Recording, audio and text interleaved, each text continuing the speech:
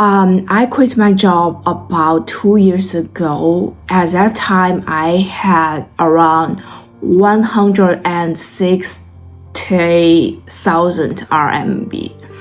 In this video, I want to share where that money went, how much I have left now, and what I've learned from these 2 years. Not all of that money was from my regular savings. Part of it came from my accumulation fund after I left my job. So that became part of money I used during these 2 years. After quitting my job, my spending mostly fell into 4 categories: rent and daily living, travel, a few bigger purchases, and medical costs. A big part of my spending went to travel. During these 2 years, I went to places like Inner Mongolia, Yunnan, Tibet, and Xi'an.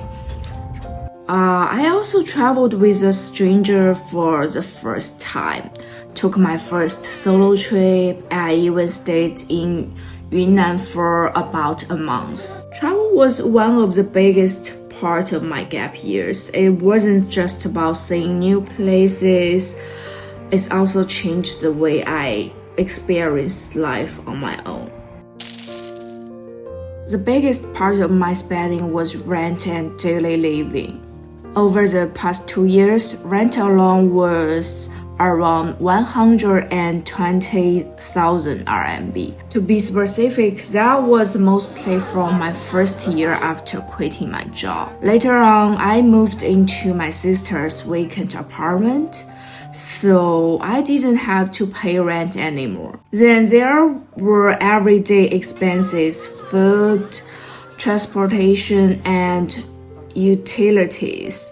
For example, heating alone cost about 3,000 RMB. Currently, my monthly budget is around 3,000 to 3,500. I also bought a few bigger items during this time. For example, headphones, an iPad, IELTS entry fee, and a gym membership. These purchases ended up to about 10,000 RMB. For healthcare, the main costs were insurance and medical treatment. I spent about 3,500 RMB for insurance to keep myself covered. Beyond that, I spent about 2,700 on dental care and prescription medications, including sleeping pills and Prozac. During these 2 years, I also had a small amount of income. I did some part-time work and earned about 3,000 RMB. My sister also gave me around 5,000 RMB during this time because I helped her to babysit my niece. And for about 3 months, I stayed at her place. So I basically had zero living expenses during that period. That helped reduce some of the financial pressure.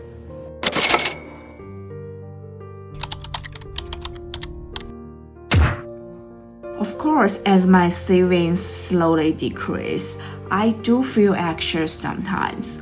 It's not that I don't want to work, I just haven't fully figured out what I want to do yet. I used to think this gap year would give me all the answers, like what I wanted to do, what I loved, what my life meant.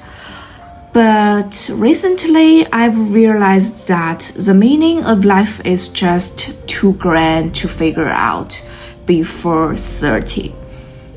So now I'm focusing on small certain wins to fight the uncertainty.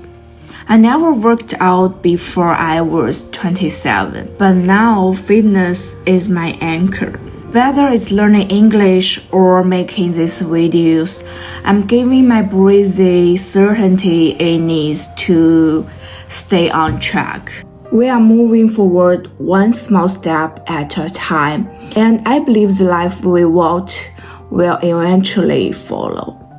So thanks for your watching. We'll see next video.